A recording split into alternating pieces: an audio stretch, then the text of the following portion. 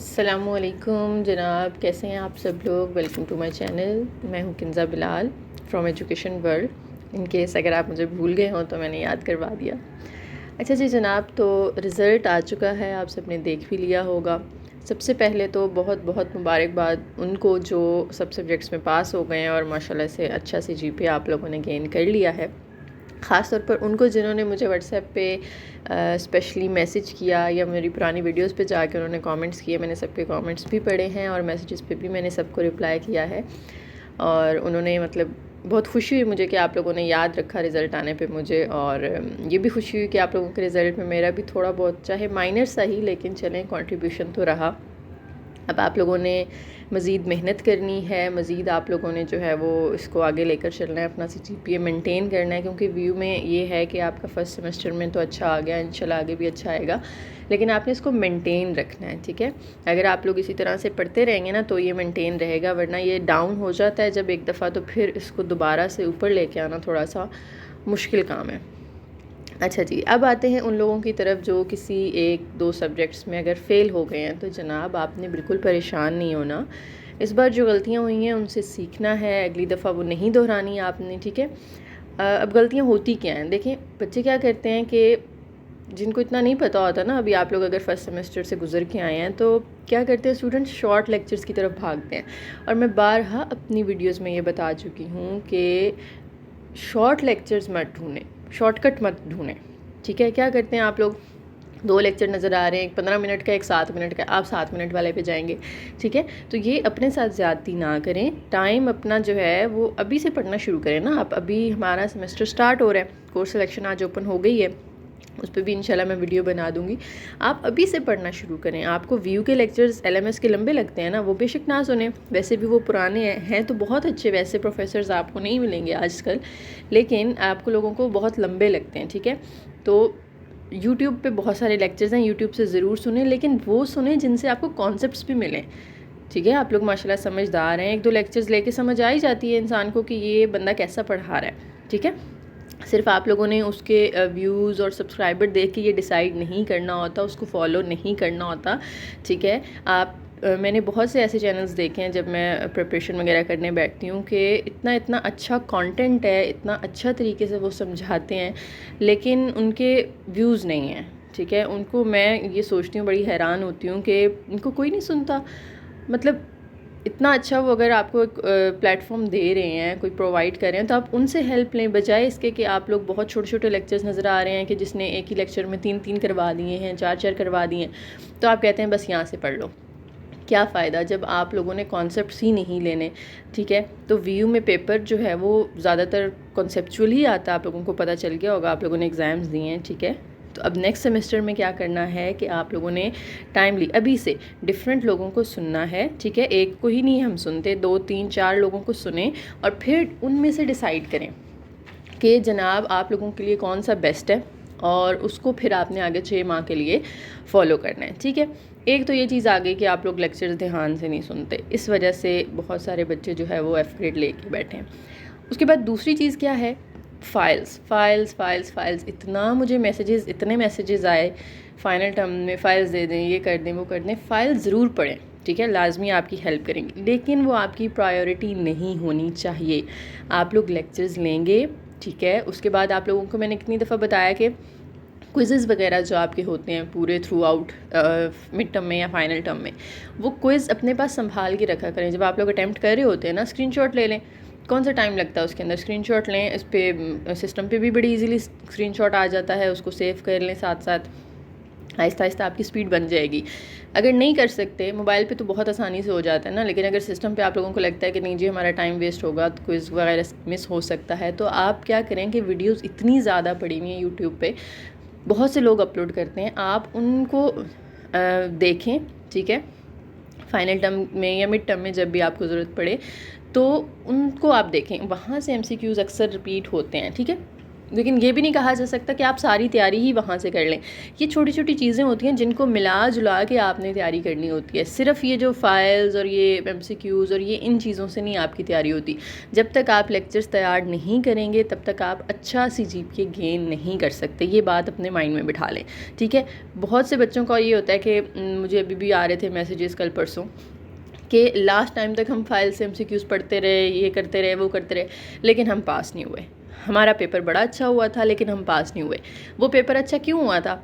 आप लोग फाइल्स पढ़ रहे थे, आप लोग कंफर्म नहीं कर रहे थे, आप लोग वीडियोस देख रहे थे कि आपको MCQs वो दिखा रहे हैं या जो भी वो समझा रहे हैं कि नहीं, लेकिन आप लोग क्या कर रहे हैं उसको कंफर्म नहीं कर रहे, ठीक है। अब वो आप तो अपनी तरफ से तो आप बिल्कुल ठीक करके आए हैं, लेकिन वो MCQs गलत मार्क हुए हों फाइल्स में, ये गलतियाँ सबसे हो जाती हैं, ठीक है। अपने तौर पर उनको लाजमी कन्फर्म करें। अगर आप एंड टाइम पर बिल्कुल तैयारी करने बैठेंगे ना तो फिर ये मिस्टेक्स होती हैं, ठीक है, कि आपको कंफर्म करने का टाइम नहीं है, बस आप उनको पढ़ते जा रहे हैं, रट्टा लगाते जा रहे हैं। तो ऐसा नहीं करना, ठीक है। आप उसकी वीडियोस देखें जो आपको समझा रहा है, ठीक है, अच्छे तरीके से आपके कॉन्सेप्ट्स क्लियर कर रहा है। और ये जो फाइल्स है ना, कितना क्यों पेपर आ जाएगा इनसे, सारा तो नहीं ना आता। मुश्किल से किसी की किस्मत अच्छी हुई तो 20-30% पेपर आ जाएगा, वरना वो भी नहीं आता, ठीक है। मैं हमेशा कहती हूँ कि VU के जो पास्ट पेपर्स हैं ना, उनको आप लाहौर बोर्ड वाले वो जो पास्ट पेपर्स हैं वो समझ के ना पढ़ें। खुदारा वो इंटर वाला जो एक हमारा माइंडसेट है उससे निकल आएँ, ठीक है। उसमें क्या होता था 50-60% पेपर रिपीट हो गया तो जनाब हम पास हो जाएंगे, हम निकल जाएंगे। ये VU है, इसमें हर स्टूडेंट का पेपर डिफरेंट होता है, मुख्तलिफ होता है, ठीक है। आप लोगों ने अगर अभी एग्ज़ाम दिए हैं तो आपको पता होगा, हर क्लास फेलो जिससे भी आप पूछेंगे, आप 2 स्टूडेंट सेम टाइम पे भी पेपर देने जा रहे हैं तो डिफरेंट पेपर होगा, ठीक है। जो थंबनेल्स पे लिखा होता है वीडियोज़ में कि ये सवाल देख लें, ये वीडियो देख लें, ये हर किसी के पेपर में पूछे गए हैं, तो वो कैसे हो सकता है? उन्होंने हर बच्चे का पेपर थोड़ी देखा है। मैं पढ़ाती हूँ, मेरे हस्बैंड पढ़ाते हैं यहाँ पे VU में, काफ़ी साल हो गए, हमें 3-4 साल से हम पढ़ा रहे हैं। तो क्या होता है, इतने बैच गुजरे हैं, साल में 2-2 बैच निकलते हैं, लेकिन कभी हमें ऐसे क्वेश्चंस नहीं मिले कि जो हर बच्चे के पेपर में आ रहे हैं। तो कैसे आपको यूट्यूब पे मिल जाते हैं, मुझे समझ नहीं आती। बहरहाल इन चीज़ों से बचें, टाइम है, अभी से पढ़ें, ठीक है। ईद गुजारें, एंजॉय करें, उसमें इतना कोई इशू नहीं है, थोड़े 4-5 दिन गुजार लें, ठीक है। और उसके बाद अपना टाइम टेबल सेट करें। 6 बुक्स हैं आपकी तो वीक में 6 दिन पढ़ें। डेली एक सब्जेक्ट के आपने लेने हैं 3 लेक्चर्स। अपना संडे ऑफ रखें, ठीक है, रिलैक्स करें। 5 किताबें हैं तो वीक में 5 दिन पढ़ लें, 2 दिन ऑफ रखें। इस तरह से आपने अपना वो बनाना है टाइम टेबल कि आपकी फॉर एग्ज़ाम्पल एक CS की किताब है, एक आपकी इंग्लिश की किताब है, एक आपकी मैथ की किताब है, तो आप अपना वो डेज सेलेक्ट करें, ठीक है। मंडे को आप रख रहे हैं जी मैंने CS पढ़ना है, तो आप मंडे को CS के 3 लेक्चर्स अपने अच्छे से तैयार कर लें। ट्यूसडे को आप इंग्लिश के 3 लेक्चर्स अच्छे से तैयार कर लें। वेडनेसडे को आप मैथ के 3 लेक्चर्स अच्छे से तैयार कर लें, ठीक है। इस तरह करके आप लोगों ने चलना है और बहुत ईजीली, आपको पता ही नहीं चलना, आपका दिनों में कोर्स ख़त्म हो जाना है, ठीक है। शुरू में 2 वीक आप जो है 3-3 लेक्चर्स करें, उसके बाद आप 4 लेक्चर्स कर लें। जब एक रूटीन बन जाएगी ना आपकी, तो आपको 4 लेक्चर्स भी बिल्कुल मुश्किल नहीं लगेंगे, ठीक है। एक सब्जेक्ट डेली आपने करना है, बहुत इजीली आपका हो जाएगा कोर्स कवर, रिवीजन भी हो जाएगी, पता भी नहीं चलना आपको। उसके अलावा इससे क्या फ़ायदा होगा, असाइनमेंट क्विज़ेस आप खुद करेंगे, वो आपको समझ आएंगे, ठीक है। उससे आपको जो है वो आगे फाइनल में भी हेल्प मिलेगी। और जब आप इतना कुछ करेंगे ना, साथ साथ लेक्चर्स ले रहे हैं ये वो, तो एंड पे आपने क्या करना है, फ़ाइल्स को एक नज़र मार लेनी है। फ़ाइल्स किस लिए होती हैं? फ़ाइल्स इसलिए होती हैं कि हमें आइडिया हो जाए कि VU का पेपर आना कैसे है, ठीक है। ख़ास तौर पे मैथ में बच्चे क्या कर रहे होते हैं, रट्टा मार रहे होते हैं। मैथ का पेपर जो है वो रिपीट नहीं होता भाई। आपके जो क्वेश्चंस हैं, रिपीट का मतलब ये है कि सेम नहीं आएंगे ना, स्टेटमेंट थोड़ी बहुत डिफरेंट हो जाएगी, वैल्यूज़ डिफरेंट हो जाएंगी, ठीक है। इसी तरह से इंग्लिश में होता है, इसमें बाकी सब्जेक्ट्स में होता है, थोड़ा बहुत चेंज हो जाता है। तो आप लोगों ने रट्टा नहीं लगाना, ठीक है। वो वीडियोस देखें, या आप नहीं भी देखना चाहते वीडियोस, आप फाइल्स डाउनलोड करके उनको खुद कंफर्म करें, उसके बाद उसको सॉल्व करके फिर उसको आप लोगों ने देखना है कि हाँ जी इसका ये आंसर है इसका। इससे क्या होगा कि आपको आइडिया होगा कि पेपर कैसा आता है, ठीक है। इतना कुछ करके जाएंगे ना जब आप, तो पेपर देने इनर सेटिस्फेक्शन होगी आपको, ठीक है, सेल्फ कॉन्फिडेंस होगा, और इंशाल्लाह ज़रूर कामयाब होंगे आप, ठीक है जी। थोड़ा सा इन पे मैं मोटिवेशनल अगर आप लोग सुनना चाहते हैं तो ये कि फेलियर जो है ना, वो अगर आप लोग फेल हो गए हैं तो ये अचानक से नहीं हुई। ये आपने पूरे 6 माह जो किया है ना, ये उसी का एक वो हम कह सकते हैं कि नतीजा है। कुछ बच्चे कहते हैं कि जी हमने तो बहुत पढ़ा है फिर भी हम पास नहीं हुए, ठीक है। तो ये एक मैं वो मोटिवेशनल स्पीकर को सुन रही थी कुछ दिन पहले, तो वो बता रहे थे कि 3 जो है ना लर्निंग स्ट्रेटजीज़ होती हैं। एक होती है सुपरफिशियल लर्निंग, उसमें क्या होता है कि हम रट्टा लगाते हैं, सिर्फ रट्टा लगा रहे हैं, ठीक है। आपको पेपर में कोई क्वेश्चन है, आपको याद है कि जी ये फ़लाने पेज पे एक साइड पे, राइट साइड पे, लेफ़्ट साइड पे एक बॉक्स बना हुआ था कॉर्नर में, उसमें ये लिखा हुआ था, तो ये उसका ये आंसर है। ये ना सिर्फ मेमोरी होती है, थोड़ी देर के लिए आपको याद रहता है तो ये भूल जाएगा, ठीक है। दूसरी होती है डीप लर्निंग, इसमें आप क्या करते हैं, अच्छे तरीके से पूरा साल, पूरे 6 माह थोड़ा थोड़ा चीज़ों को पढ़ेंगे, उनको समझेंगे, अपने दिमाग के अंदर उतारेंगे, ठीक है। तीसरी होती है स्ट्रेटजिक लर्निंग, इसमें क्या होता है कि आप जो है पूरे 6 माह डीप लर्निंग कर रहे हैं, एंड पे आके स्ट्रेटजिक लर्निंग के अंदर यानी एग्ज़ाम डेज जब आ जाते हैं ना करीब, तो आप चीज़ों को नैरो डाउन कर लेते हैं, यानी आप डिवाइड कर लेते हैं, ये इतने टाइम में मैंने ये करना है, इतने में ये करना है, ठीक है। अब बच्चे क्या करते हैं जो कहते हैं कि हमने जो है वो हम पास नहीं होते, हम पढ़ते बहुत हैं, वो या तो सुपरफिशियल लर्निंग कर रहे हैं, सिर्फ रट्टा लगा रहे हैं, ठीक है। वो आपकी बस वो परमानेंट आपकी मेमोरी में नहीं बैठता, वो टेम्परेरी थोड़ा सा टाइम के लिए आप लोगों को याद रहेंगी चीज़ें, फिर भूल जाएंगी, ठीक है। तो आप लोगों ने क्या करना है, पूरे डीप लर्निंग करनी है, ठीक है। उसके बाद स्ट्रेटजिक लर्निंग करनी है, यानी आपने एंड पे अपना जो है वो चीज़ों को एक थ्रू आउट आपने रिवाइज़ करना है, ठीक है। ये कुछ होती हैं हमारी वीकनेसेस जिनकी वजह से ना हमें एंड पे आके जो है वो ये इस चीज़ का सामना करना पड़ता है, ठीक है। तो मैंने जैसे कहा कि फ़ेल जो हैं ये हम अचानक से नहीं होते, आहिस्ता आहिस्ता ये चीज़ें हमारी जो है वो हमें मतलब पता तो होता है ना हमें आने वाले टाइम का कि जी ये होगा, थोड़ा बहुत अंदाज़ा तो होता है हमें। तो हमें उसी टाइम, जिस टाइम हमें लग रहा हो कि नहीं जी हमारी तरफ से कुछ गलतियाँ हो रही हैं, हमें उसी टाइम रूट कॉज को पकड़ना है, उसे ठीक करना है, ठीक है। और अगर आप फेल हो ही गए हैं, चलिए अब तो हो गए ना, अब हम मतलब वो टाइम तो वापस नहीं ला सकते, लेकिन आगे का टाइम जो है वो बेहतर बनाना है, आपने दोबारा से शुरू से मेहनत करनी है, बिल्कुल डिसहार्ट नहीं होना, ठीक है। वो कहते हैं ना गिरते हैं शाह सवार ही मैदान जंग में, कोशिश तो करें।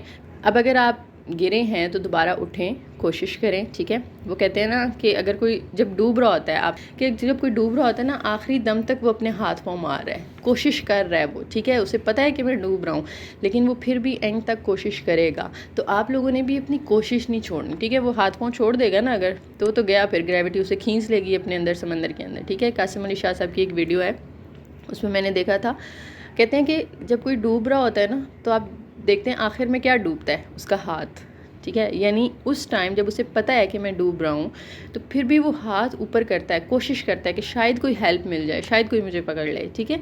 तो हमारे जीन्स जो है ना वो इतने स्ट्रॉन्ग होते हैं कि हम उस आखिरी सांस तक कोशिश कर रहे होते हैं। तो ये चीज़ आप लोगों ने अपने अंदर ज़िंदा रखनी है, इसको ख़त्म नहीं होने देना कि हमने एंड तक कोशिश करते रहना है। दोबारा से उठें, शुरू से पढ़ें उस सब्जेक्ट को, ठीक है, इस उम्मीद के साथ कि इंशाल्लाह हम ज़रूर कामयाब होंगे इस बार, ठीक है। और दुआ के साथ साथ दवा भी तो चाहिए होती है ना, ठीक है। आप खुदा उन्हीं की मदद करता है जो अपनी मदद खुद करते हैं, तो तब ही आपकी दुआओं में, आपकी वजीफ़ों में असर होगा जो हम एग्ज़ाम से पहले करके जाते हैं, जब आपकी मेहनत भी कुछ नज़र आएगी अल्लाह ताला को, ठीक है।